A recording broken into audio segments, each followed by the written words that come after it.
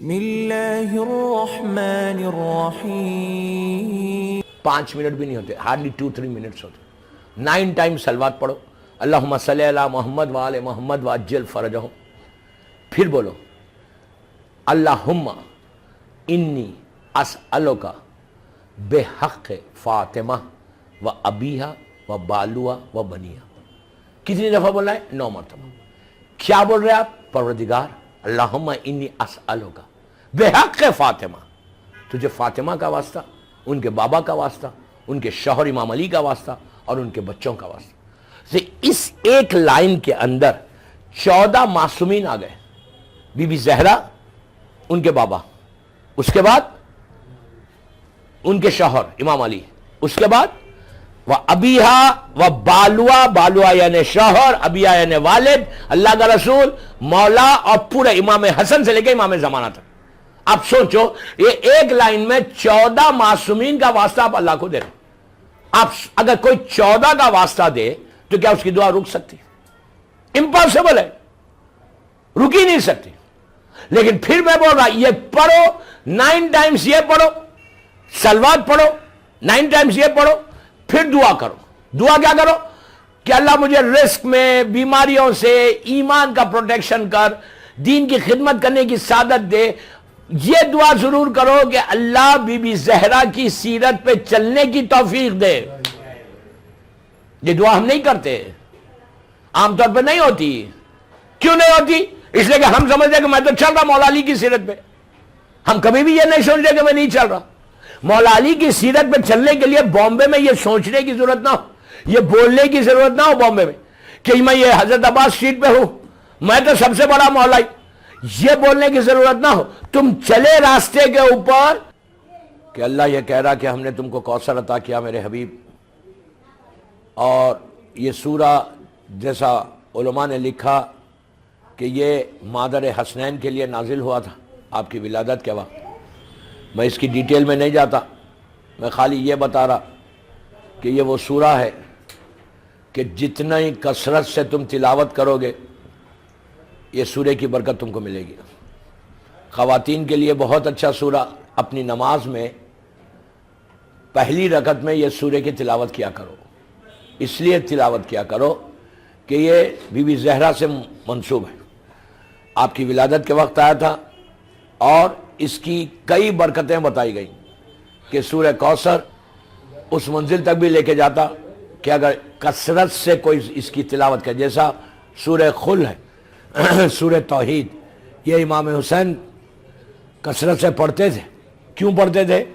اس لیے پڑھتے تھے کہ اس میں مکمل وحدانیت کا اعلان ہے. سورہ خل میں مکمل وحدانیت کا اعلان ہے, اور مولا حسین کا یہ فیوریٹ سورہ تھا. ویسے امام حسین خود قرآن ہے, علی المال قرآن رسول کی حدیث ہے, تو اسی طرح لیکن یہ سورہ امام حسین کثرت سے پڑھتے تھے, اور سورہ کوثر شہزادی کونین سے منسوب ہے.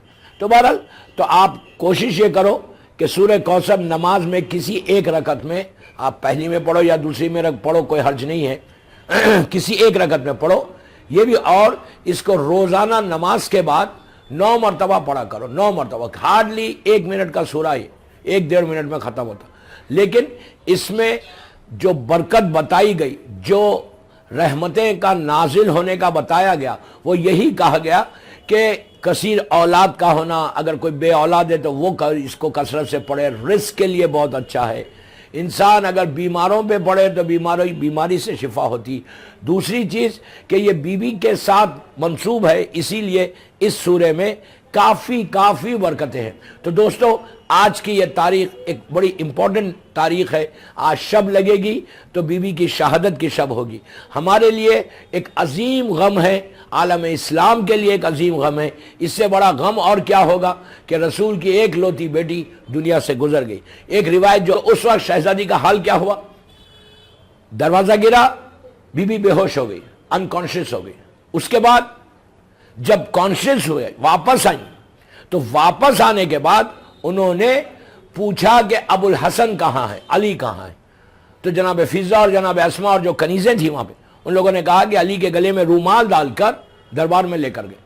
انجرڈ ہونے کے بعد پورے ربس ٹوٹنے کے بعد، پیٹ میں شہزادہ محسن شہید ہونے کے بعد بی بی کے دل میں ایک جذبہ تھا کہ ابو الحسن کے لیے لے کر گئے، تو فاطمہ اٹھی اپنے مقام سے اور سیدھا دربار میں آ گئی، اور دربار میں آ کر بنت رسول نے استغاثہ کیا، بنت رسول نے کلیم کیا اور یہ کہا کہ اگر تم ابو الحسن کو نہیں چھوڑو گے تو میں اپنے سر کے بالوں کو پریشان کروں گی۔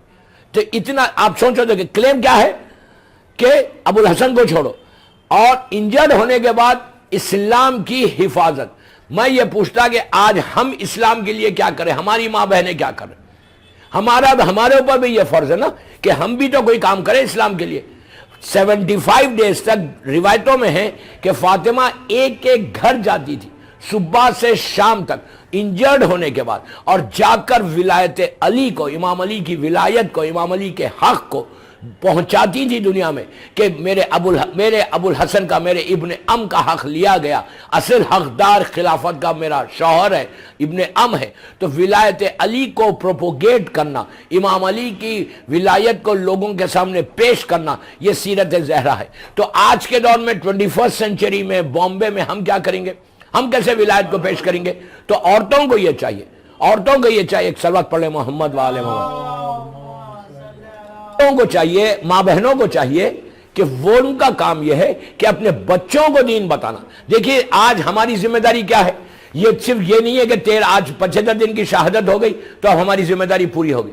15 تاریخ کو 14 کو کل شہادت کمپلیٹ ہو جائے گی، 15 کو خوشی ہے، خوشی کے بعد ہم جشن منائیں، اس کے بعد پھر نارمل ڈیز میں آ جائیں، نارمل لائف میں آ جائیں۔ نو، نارمل لائف میں آنا نہیں ہے، بلکہ یہ پورا 17 ڈیز یا 18 دن آپ کو غم بنانا ہے۔ یہ پورے ایام فاطمیہ ہیں، یہ پورے ایام، یہ پورے ڈیز جو ہے غم کے دن ہیں۔ اس میں کوئی ایسی ایکٹیویٹی مت کرو کہ جس سے خوشی ظاہر ہو۔ ہمارے گھر میں خوشی نہیں ہے، ایک ولادت ہے چوتھے امام کی، اس کے علاوہ کوئی خوشی نہیں۔ تو ہمارا یہ فرض ہے کہ ہم کو دنیا کو بتانا ہے کہ کس طرح مادر حسنین کے اوپر ظلم ہوا۔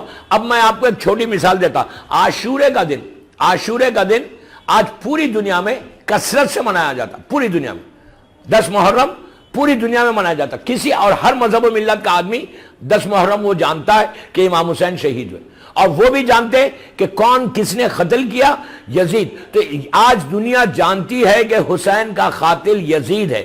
آپ کو بولنے کی ضرورت نہیں ہے، آپ کو بتانے کی ضرورت نہیں ہے، سب کو پتا ہے، ہر مذہب کے آدمی کو پتا ہے کہ یزید امام حسین کا قاتل ہے۔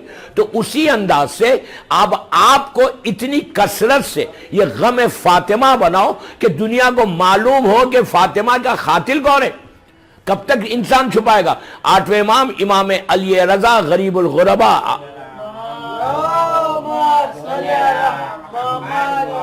اسی امام کا نام سے یہ امام بارگاہ منسوب ہے خراسان کے نام سے۔ تو غریب امام کا حال یہ تھا کہ جب آپ کراؤن پرنس تھے، یا مدینے میں جب تھے، یا پہلے جب آپ کراؤن پرنس تھے، تو اس وقت جو شاعر آتا تھا امام کے پاس تو امام ایک مجلس کرتے تھے، اور مجلس کا اہتمام کرتے تھے، ارینجمنٹ کرتے تھے، ایڈاک اس پہ مجلس نہیں کرتے تھے، اہتمام کرتے تھے، اعلان کرتے تھے، پردہ ڈالا جاتا تھا، عورتوں کو پردے کے پیچھے آ کے بیٹھنے کا حکم دیتے تھے، اور اس کے بعد خود امام ممبر کے نیچے بیٹھتے اور ذاکر کو بولتے کہ تم ممبر پہ جا کے میرے جد کا ذکر کر۔ آپ غور سے سنیں، ایک عجیب میسیج ہے اس میں۔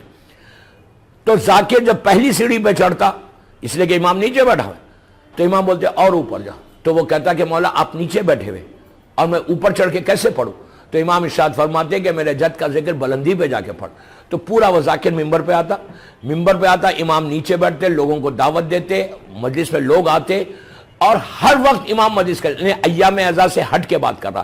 دور ازا میں تو ٹھیک ہے، دور ازا کے علاوہ جب بھی کوئی شاعر امام کے پاس آتا تو امام اس کو بولتے کہ کیا تو نے میرے جد کے لیے کچھ لکھا ہے؟ تو وہ کہتا کہ مولا میں آپ کے پاس آؤں اور کچھ لکھ کے نہ لاؤں۔ تو امام اس کا مرثیہ سنتے اور مجلس میں بیٹھتے گریا کرتے۔ تو لوگوں نے امام رضا سے پوچھا کہ یا امام رضا، آج کل تو محرم نہیں ہے، آج کل تو کوئی غم کے دن نہیں ہے، آپ اتنی کثرت سے امام حسین کا غم کیوں کرتے؟ تو امام کا جواب کیا تھا؟ امام نے یہ کہا کہ تم لوگوں نے غدیر کو بھلا دیا، اب ہم عاشورے کو بھلانے نہیں دیں گے۔ تو یہ ہر امام کا فرض ہے، اگر غدیر مسلمان یاد رکھتا تو کبھی بھی بی بی فاطمہ شہید نہیں ہوتی۔ غدیر اگر یاد رہتا تو علی کی ولایت چھینی نہیں جاتی. تو امام ہمارا یہ فرض ہے کہ اب ہم بھی ان ایام میں یہ جو دن گزر رہے ہمارے، یہ جو ایام گزر رہے، میں بامبے کی خواتین سے بول رہا، جو میری مجلس سن رہا، کہ تمہارا فرض ہے کہ تم اپنے بچوں کو تیار کرو. اب کل کا دن ہے، غم کا دن ہے نا، تو بچوں کو پہلے سے پریپریشن کرو، ان کو بتاؤ کہ کل کا دن why we are doing this. یہ ہماری ماں کی شہادت کا دن ہے. پھر میں بول رہا کہ وفات نہیں ہے، وفات یعنی نارمل ڈیتھ ہونا، یہ شہادت ہے بی بی زہرا ہے. آپ وفات بول کر جو بی بی پہ ظلم ہوا اس ظلم کو چھپا رہا، اسی لیے حکم ہے کہ جو حقیقت ہے اس کو سامنے پیش کریں. صلوات پڑھے محمد والے.